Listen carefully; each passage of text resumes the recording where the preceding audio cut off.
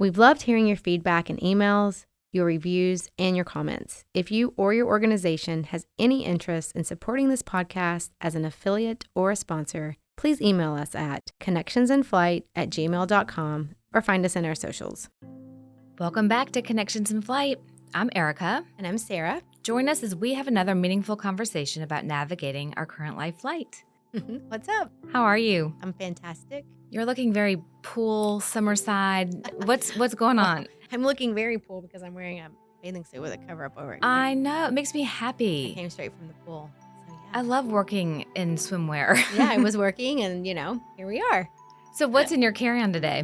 I brought in my new vitamins. They're called Persona. It's one of the vitamins that you get online and fill out quizzes about yourself. And they give you a whole repertoire of vitamins. So I'm looking at mine. I'm getting omega-3, some kind of hair and skin, appetite support, whatever that is. So did you have to take a saliva test or something? No, I've never done any of those actually. I just started these. And it kind of started me thinking to what I wanted to talk to you about today. The word of the day. The Drum roll, please. The word of the day is vanity. Oh, gosh. Oh, okay. Yeah. Vanity. Mm-hmm. I can't wait to hear how you talk about this. Me too. Onwards and upwards. Okay, let's go. Thank you to BetterHelp for sponsoring this episode. BetterHelp is the world's largest therapy service, and it's 100% online. With BetterHelp, you can tap into a network of over 30,000 licensed and experienced therapists who can help you with a wide range of issues. To get started, you just have to answer a few questions about your needs and preferences in therapy. That way, BetterHelp can match you with the right therapist from their network. Then you can talk to your therapist however you feel comfortable, whether it's via text, chat, phone, or video call. You can message your therapist at any time and schedule live sessions when it's convenient for you. If your therapist isn't the right fit for any reason, you can switch to a new therapist at no additional charge. With BetterHelp, you get the same professionalism and quality you expect from an in-office therapy, but with a therapist who is custom-picked for you, more scheduling flexibility, and at a more affordable price. Get 10% off your first month at betterhelp.com/connectionsinflight. That's better, capital BETTERHELP.com/connectionsinflight. So, Sarah, vanity. Mm-hmm. What made you choose that word? I never thought of myself as super vain. In high school, even college, in terms of what first comes to mind for me for vanity is how you see yourself in your physical looks. And I have been thinking about it more and more often as I've passed about 45, Mm-hmm. because I guess it kind of sucks to have to say this, but your prettiest days are behind you at a certain point in your life. You're Mhm. not going to get any more beautiful physically, I guess, as you age. Is that true? I don't know. It's why I want to talk about it.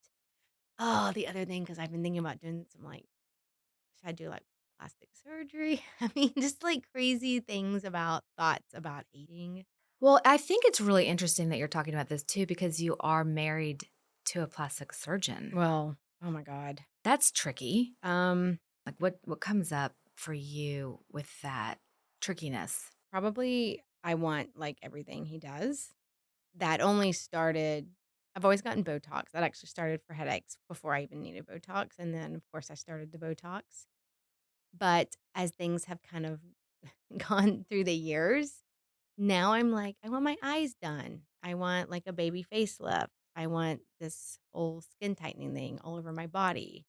I want to be on these vitamins. And I've been thinking, why, number one, do I feel like this? Is it healthy? Or when is it not healthy to become so into how you look? Mm-hmm. When does it become, I guess, harmful to your psychological well-being if you're not happy with the way you look, which I actually am pretty happy with the way that I look. You just don't want it to change. I just don't want it to change. Reminds me of so much. When I was in Alabama, I worked with a physician at UAB Hospital, and he ran the Eat Right program for people who had screenings of clients, are they mentally, emotionally equipped to handle like gastric bypass Mm, surgery? mhm, Because what was happening with so many patients is that they would lose so much weight so fast that they would look in the mirror and almost not recognize themselves. mm, And then what happens in the emotions and the old cognitions that are sort of imprinted, we've talked about this like with the circuitry in the brain, mhm. they still hear all the shame. They still feel quote unquote fat inside. It's like there's been such a drastic identity shift Mhm. externally that doesn't quite match the inside. Mm. So the work I would do with them is reframing how they talk to themselves. Mm. And in fact, we can kind of go through some of those because they probably would apply to what you're talking about Oh, too. And these are sure. some of the terms are like forms of twisted thinking, but Mhm. these are the ones we learn in cognitive behavioral therapy to kind of be able to catch if we reframe it so that it doesn't have such a negative impact. I think what you're really talking about in your question about why Mhm. is like, what's the congruence of the internal sense of myself? Does it match my external? And it sounds like that's kind of what you're trying to preserve. 99% of my patients are women, Mhm. and most 40 plus because that's when you start getting regular mammograms. The majority of my patients are gonna be, like, 40 to 70, but I had a patient, and she was in her 90s. I had a couple of, like, days with a lot of 90-year-olds, and it dawned on me that we all are gonna end up looking like a 90-year-old. There's really no escaping, if you're lucky enough to live that long, that you're not gonna look like you're 90. So, like, what is this fascination? I feel like it's a fascination. Now, I am surrounded by it all the time, but when does it become, like, not healthy to be obsessed with aging and how Well, you what look? does getting older mean to you? I I guess I'm thinking about this from purely physical thoughts of getting older. Mhm. I'm not even Mhm. talking about the brain work that we've talked about. I'm talking about literally saggy skin, wrinkly butts. I'm talking about, like, the physical Mhm. stance of how you look. Even with these vitamins, I was thinking, I'm not even gonna take these vitamins.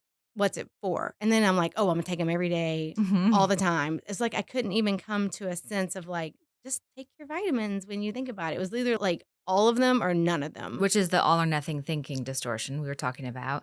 The other twisted thinking I'm going to challenge you with right now Mhm. and just see if this is true is what we call the mental filter. Mm. So the analogy I use for that is if you have a big beaker of clear water Mhm. and you drop a dark blue ink drop into that water. So the whole beaker then becomes darkened. Mhm. If looks is your mental filter, Mm. if the looks go, or if they're not gonna, I don't, old, there's a couple things I can say about this, but old is on our radar because we do lose function, Mhm. right? We're more vulnerable. There's a fear in it sometimes. Am I gonna be sick? Am I gonna be weak? Am I Mhm. gonna lose cognitive functioning? But I'm wondering if we go deeper, not just looking at looks, what if this is sort of identity, what's important to you about how you show up in the world? Well, I don't think of myself as, like, drop dead. It's not like looks have been my identity my whole life. It's not like I was won beauty Right. pageants and that was my whole Well, and you're a MO. doctor. I No, mean, I you mean, you talk about your career and your yeah, so much. looks to me, how I look, not how I'm dressed, not what I do for a living. I've never thought that I'm the prettiest person in the that's not I've never thought of myself as that. But of late, I'm like, "Oh my god, like, my skin, like, I Do you look know what I'm hearing older. in what you're I saying? look older." I think underneath the looks Mhm. is a fear or a resistance of vulnerability. Hmm. We've talked about being strong and not failing and achievement. And I'm just Mhm. wondering if subconsciously what the looks represent all of a sudden for you to be so all or nothing I don't is know. is about what that signifies, or maybe subconscious. Mhm. It's that we have less control over other parts in our body, and you know, it's I don't want to say we're coming to an end, but the trajectory is sort of turning, and that Mhm. can feel scary. Well, and I don't wanna say we had a fight. We were on the phone. This is your husband you're talking about. Yes. I was like, "I want that. I want that. Sign me up Mm, for that." And when I'm getting that, I just wanna go ahead and get this done. I wanna get this done. And he was like, "No, you're not doing all that." And I mhm. was, like, so mad. But then thinking internally, reflecting, I was just asking myself, why do I even want Mm. this? Mhm. And I mean, I've had filler and stuff before, and it is true. It doesn't like change your mental well being, or does Well, it? and I love that you're just asking the questions because I think what you're confused about is why is this so important all of a sudden, Right. right? And so if you think of feelings and thoughts, and I like Hmm. to think of it almost like a wishbone, that they kind of go together. Sometimes our thoughts can affect how we feel, and sometimes our emotions can control our thoughts. Versus if the flip side of that is if a thought controls an emotion, if I say in my thought, this is never going to work, Hmm. then my fear is going to go up, right? So Okay. they can go top down, which is the thought can affect the feeling, or the feeling can Well, then yes, go to that's the ringing thought. a bell. Yes. So what we have to do then is say, okay, if I'm confused about why I'm feeling this way or this urge Ooh, to get these things, please. right? Yeah, I like this. Then let's dissect the thinking a little bit Okay. because it feels like your belief of, I don't want to get old or I don't want to look old. And Hmm. maybe subconsciously there's that fear of resisting vulnerability, right? Which is human. We also have to accept the reality of what we have control over. If we're not aging, we're dead. So it's if this is where I am in life, how am I talking to myself? I mean, play with that a little bit. What's challenge That's the really the interesting. twisted thinking? If I look a certain way as I age, then it means what to you? Oh my As an gosh. I statement, I will be more. Young. Is that true? I know, that's what came to my mind because aging is going to catch up with everybody. Okay, go back to vulnerability. Okay. I need Okay, some help with I'm sure vulnerability. there's a ton of different definitions out there, but it's like a true exposure of your true self, Oh, geez. right? Like I'm going to put my feelings out there for you to see because Like they're me right real. now. It's like I'm exposing my true self. Hmm. So let's go back. Remember, our bodies are always trying to keep us alive. Right. So when we get a feeling, a fear, it's trying to say, is there a threat? Is that a predator? Pay attention to that, Hmm. right?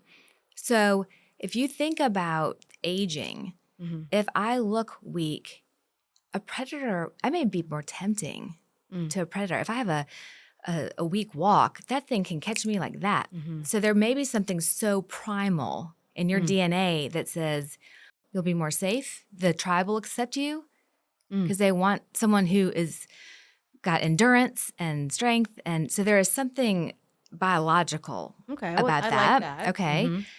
Now, you're also having to get the data, gather the data that's true and helpful. Hmm. What you're saying that you're confused by is that at 90, we're all going to look old. Hmm. So why am I trying so hard? So what Yes. if the Yes. vitamins and the exercise and the self-care is about being healthier through those years? Because if you just fix the outside with some surgery, like you could still have cardiovascular problems or it doesn't I'm make not. you I'm healthier. not worried about heart attacks, But Blake. I I've been think worried that about like a saggy chin. subconsciously, I think I'm getting vainer. okay, but if you think about that started way back in how old? I think I started becoming vain after I actually had my kids and was like, oh, I'm done having kids. I'm going to start like Hmm. getting into myself. It's time to like kind of focus on me. I was probably like mid 30s. So you achieved your career, you Hmm. achieved a family, Hmm. and now it's like, what's next? Yeah. Oh, I don't even look that good. Like, Mm. oh, now it's time to Mm-hmm. get on this beauty Because bandwagon. it would mean what about me if I looked quote unquote good? I don't know. Maybe that I was like married to a plastic surgeon. Okay. Well, that's what I was going to ask you. Did that feel like pressure? If she's married to a plastic surgeon and looks like that, is that, or if you look too good? For some reason now I'm starting to feel it. Like, oh, like, is she going to get a facelift? Do I need a facelift? Telling me things Mm. because he doesn't want to hurt my feelings. Okay, so here's what you just said. Hmm. I'm starting to feel it. Hmm.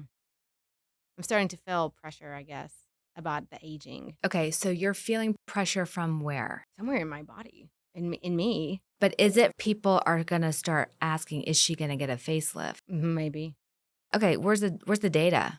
Has a friend asked you that? Has someone asked you that? Well, no, Okay, no. cognitive distortion, number 3. Okay, great. Right? No, but I'm serious because you're creating a story Mm. about pressure Hmm. that's coming from a feeling inside of you. Right. So you have no data that people are asking No. that question. No. So then go into the feeling. If Mhm. the feeling is, am I enough? That's survival, Mhm. right? There's a fear. Am I enough? That's a really good, interesting question. Like all of us, am I enough to get into the tribe being me? Mhm. Or do I need to be faster, stronger, smarter, whatever? And so if we don't, in our core, we have this kind of confirmed negativity condition of never feeling like we're enough. Mm. It was academics. It was getting into med school. Mhm. Maybe it was having these kids, getting married.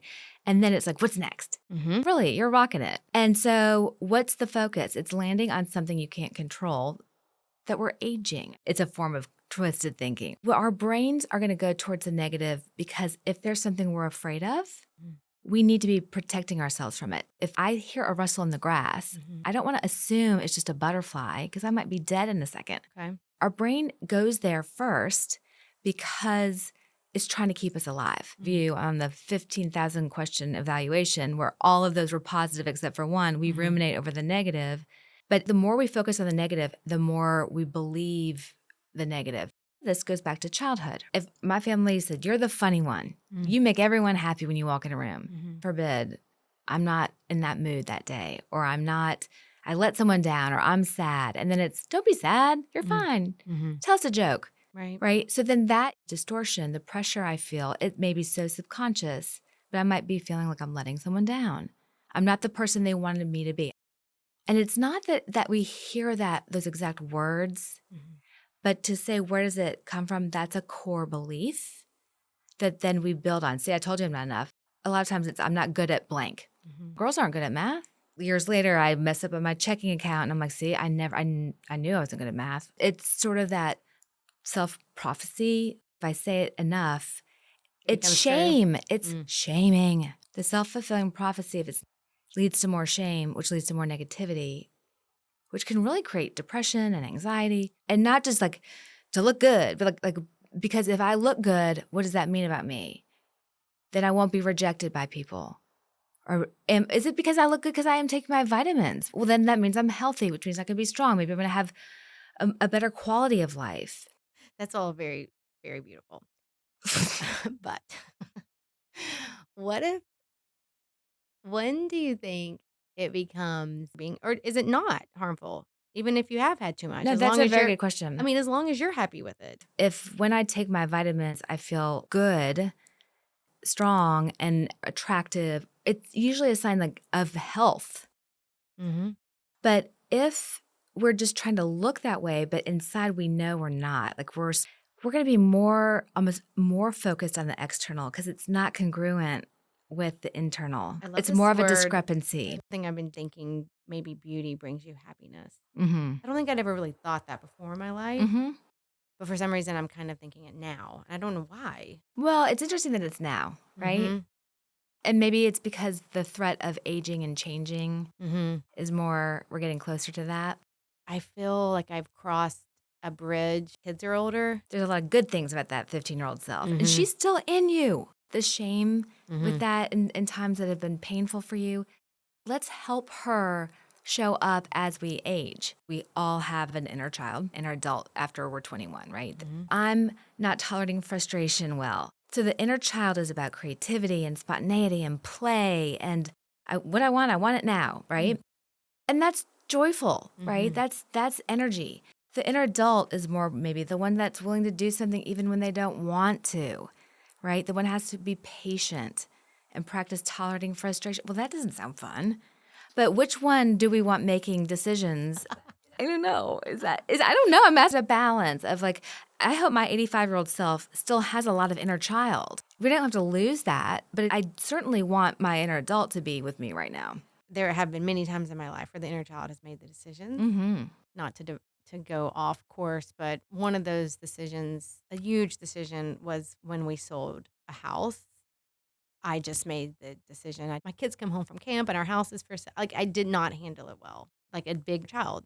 Mm-hmm. I have to say, if I did that now, even when I talk about it now to my kids, I apologetic of the way that I handled it. And We don't catch some of these negative cognitive distortions. Our shame gets worse, or we feel Like we notice patterns of like lying or not being true to things because things just aren't fair or we're really frustrated in life. What can happen to our inner child part, if it's starting to make more of the decisions about the important things, is it can get rebellious. Mm. But if we catch the cognitive distortions and we say, gosh, okay, if my husband isn't listening to me, what can I do? What's my part in this? How can I make choices about how to handle this? It gives us a lot more empowerment so that we don't build resentment and we don't have to be so rebellious, right? But when we start to notice higher levels of frustration and we don't feel like like, first of all, check, what's the data? Is it true? Because if it's not true, a lot of these forms of twisted thinking starts in childhood. And sometimes it's the way our parents talk to us. If I see my mom saying, gosh, I look so fat in these jeans, and I'm 7, and I'm like, she's not fat. So that's where those start to get distorted. Well, if she's fat, then I'm fat. And then if she's upset and disgusted with herself in the mirror, and it's not that the mom even knows she did it. Like, it could be a joke. Or it's like, God, I'm an idiot. I keep forgetting this. Because it just makes it get worse. Okay, wow. What you just said, we have talked about on this podcast many times about I'm an idiot. I suck. Mm-hmm. I think I said that the first time I ever recorded. Like, that's where I've always gone. Like, Mm-hmm. there's no room for mercy with me. There is no room for mercy in my self-talk. I will say I'm getting better. But what kind of cognitive distortion is that? That's labeling. Labeling. And we can label ourselves and we can label others, right? It could be Right, anything. right, anything. But I think the labeling is about it's about the person, not the thing that's happening. I'm judging myself. And once we start those labels, it becomes our identity. This is kind of a new thought process for me. But I've been talking about it, talking about it with friends. And I get so many things fed to me now that basically are telling me I'm old because my phone's listening to me. So now I'm like inundated with this like feed of like geriatric stuff. Well, I think people prey on making money off of people who are afraid of aging, which frankly we all are on some level because it's like the end of our vitality. Well, I've never been afraid till lately. It's just hit me of late. Well, and I think that we are in midlife, like like we're working towards something, and then the reality and the data is we are aging, and Of we're course. getting, we are, and that's the thing. That's the self-talk shift. It's like if you focus on all the things you're doing, whether it's the sauna or the exercise or the nutrition or the massage, whatever, if that's the wellness journey, that's a whole different kind of mindset. But if it's to look young, but inside I'm not well, that's filled with shame or fear. Oh, I do not want to live like that. Look at what we value. Is it wellness? Is it feeling vibrant? Is it our tissues and our muscles and our brain being sharp? Well, how am I feeding that to my body? What things am I doing in my life? I'm thinking, do I want to age well psychologically or do I want to age well physically? Like, I can't. Why are they separate? I am an extreme all or none thinker. Mm-hmm. Hearing this and thinking back to some of the other things that we've talked about, it's like I have to pick one.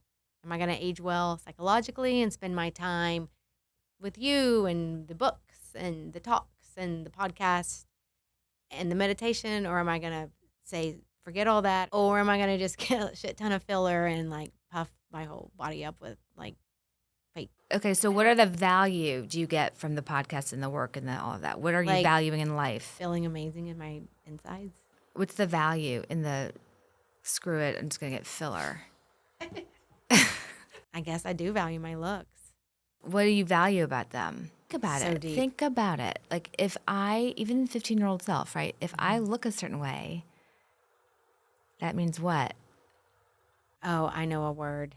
I have also really thought about this word a lot with aging, which is relevance. How you lose I'm important. relevance with aging. Well, but what you're saying, ultimately, you don't want to be alone. You don't want to be rejected. If I'm relevant, people have a reason to connect to me. Mm-hmm. If I'm attractive, does it make me more lovable?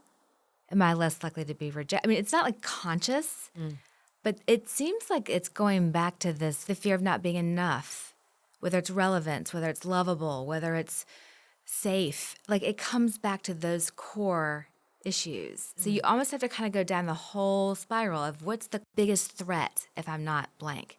Mm. It'll come back to that I'm going to die because I'm going to be rejected from the tribe, or I'm going to be eaten by the predator because I'm weaker, because I look old. Mm. Right? I mean, it's so biological. We have to say, okay, if I'm noticing this preoccupation, what am I not resolving? Mm.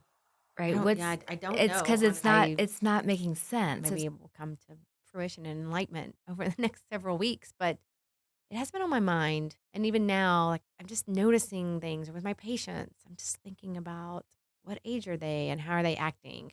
And I don't know. It's been Well, on I my think mind. if you find yourself in these like distortions with Mhm. all or nothing thinking, let's say, any of these, this will work for. Put the spotlight on the question, what do I personally value?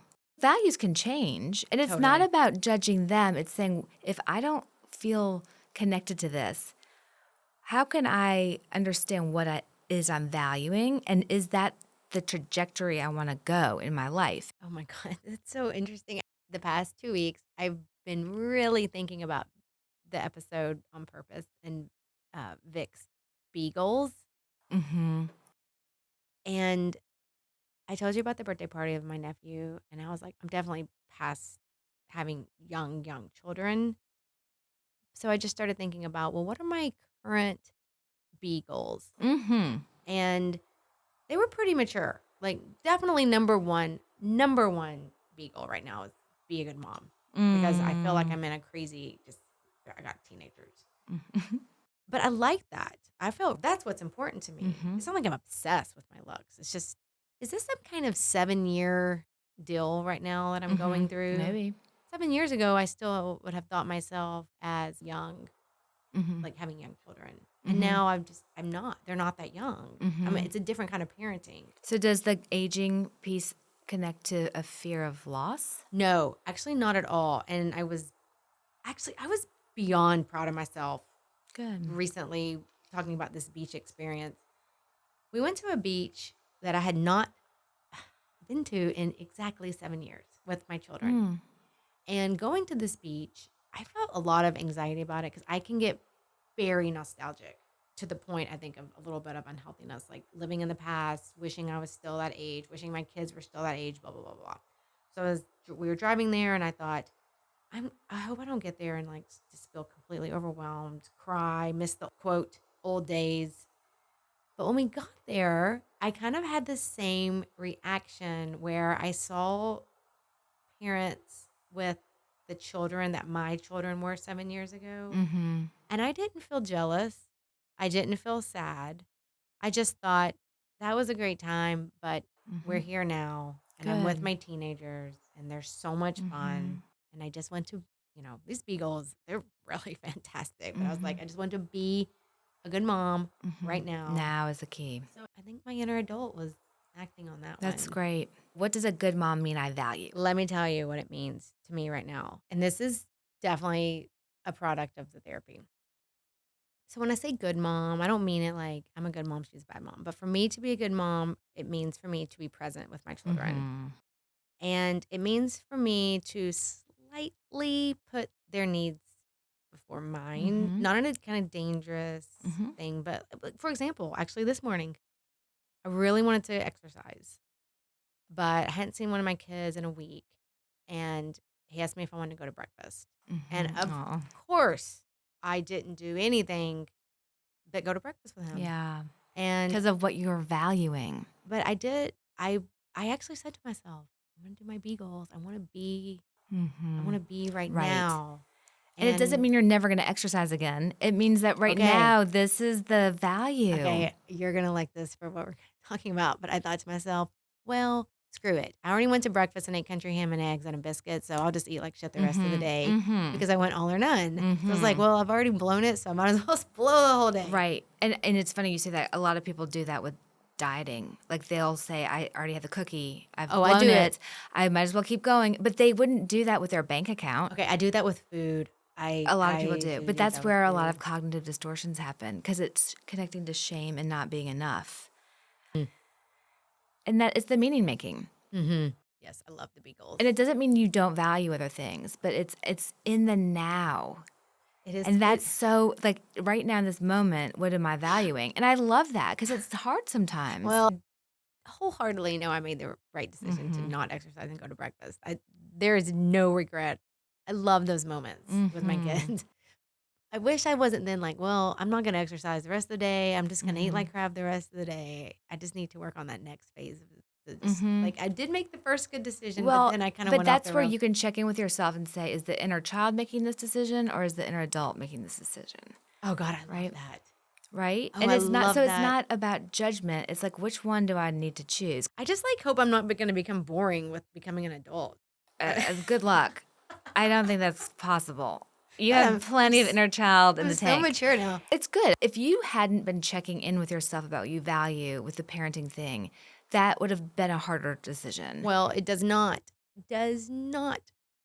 make me feel good to say this, but there was a period that if one of my kids had asked me to breakfast, I would have picked exercise. And Mhm. everybody who knows me well knows that that's true. Mhm. Mhm. I would have been like, we'll go another time, go with, Mhm. my mom or my dad. Or I would have probably picked myself. Mhm. I'm Mhm. not going to lie. Well, and I think that the difference is the distortion about why exercise is so important, Mm-hmm. Oh, right? because I don't want to age. Back to vanity. Right. And now you're saying what's the meaning making is connecting in these relationships Mm-hmm. with my kids Mm-hmm. in my life. It's not that exercise isn't important or that they weren't important, Mm-hmm. but there's a different fear. There's a different kind of negative message about what it means if you miss exercise. I told myself, like, just be in the now. Like, let's not think about what my life's going to be like in 5 years when I'm an empty nester. Because Mhm. I kind of started going down this road of like, oh, now I'm, those years are way farther behind me. Mhm. Now I'm going to be facing empty nest. Back to vanity. What do you think are some normal vulnerabilities that we should maybe think about accepting as we age? Well, I think Say you're about saying that. two things. One is like about aging, the other is how you look as you're aging. You Yeah. said we're all going to look older. So let's put that on the shelf right now and say Okay. it's not how you're looking, but what the vulnerabilities can be as you're aging. A lot of it is we have to slow down. The things we used to be able to do and push through, maybe we can't. And so if we can have some acceptance, Mm. can we find the value in some of the changes?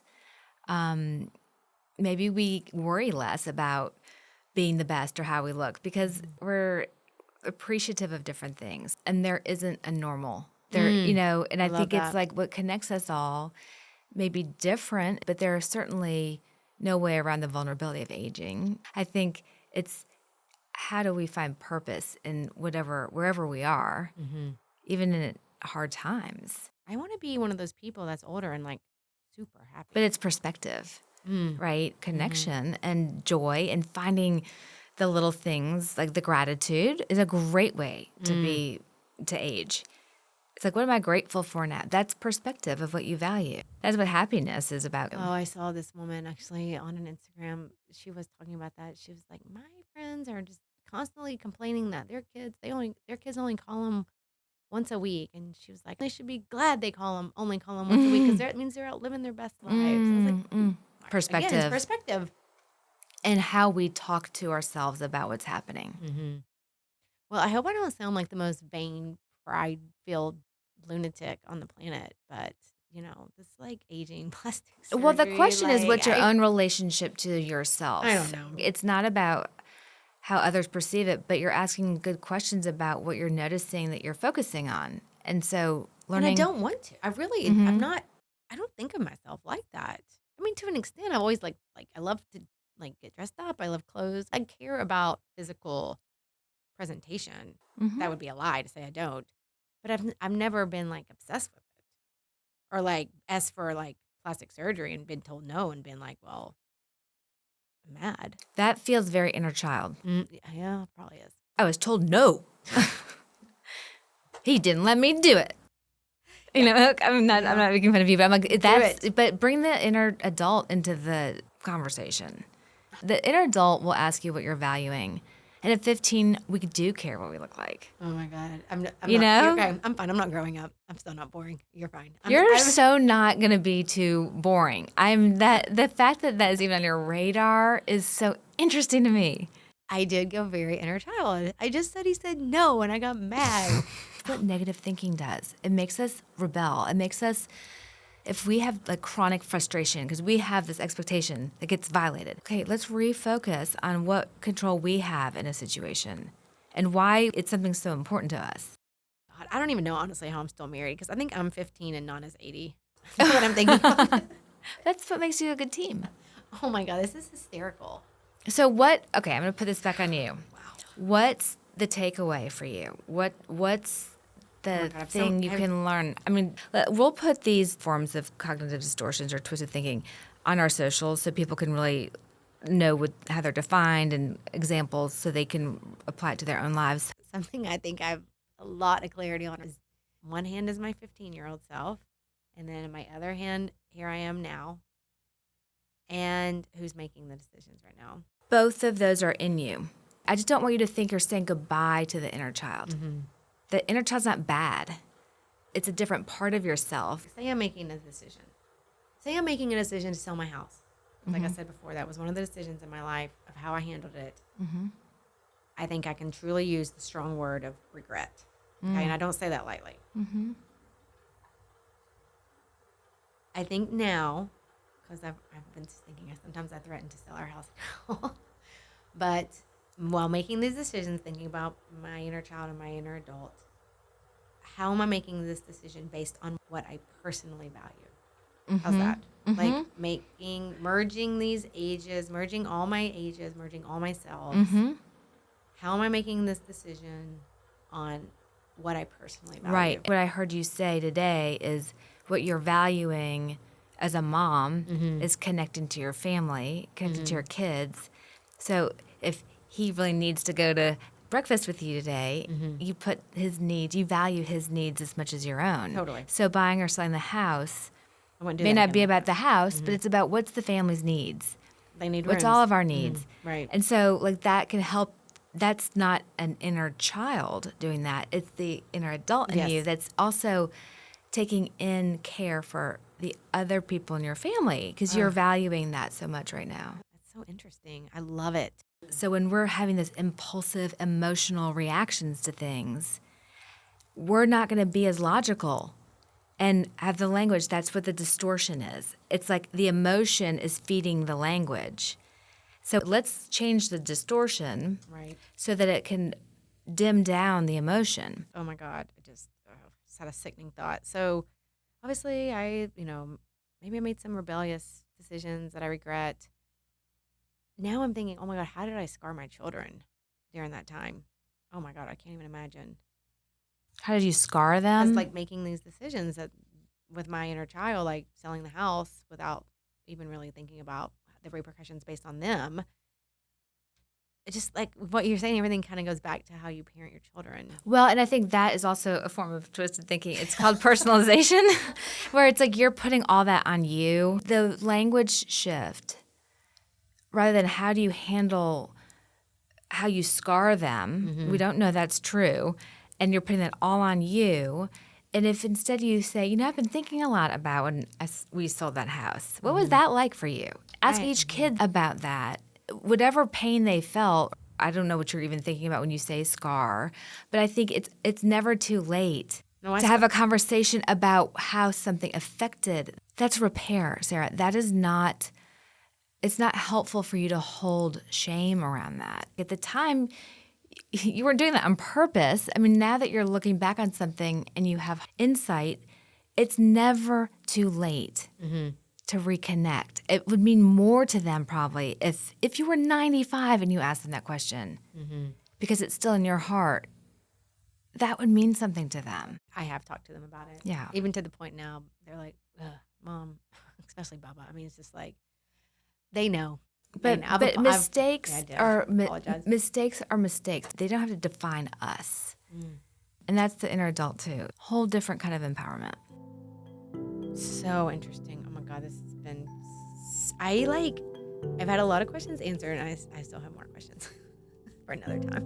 I'm going to really think more about the vanity and why it's been bothering me so much. Well, and not even about the vanity itself, but maybe what would be really useful for you is saying just checking in with what you value and see if vanity comes up. But shine the light on where you want to go. You're going towards the positive or the meaning making, not just looping on the whys. Why am I doing? Because that's going to get you stuck. I love this. Thank you. Okay. Bye. Bye. Thanks so much for listening to us today on Connections in Flight. Would love to hear back from you. Please feel free to email us, leave feedback or comments. We'll be back next week with a new word. If you want to discover more about us, please find us in our socials, and all the links are in the show notes. Please be advised that the information discussed on this podcast is not professional therapy.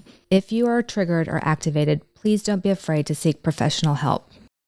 Ample. He. Is this thing on? Yeah, that's on. Don't touch that.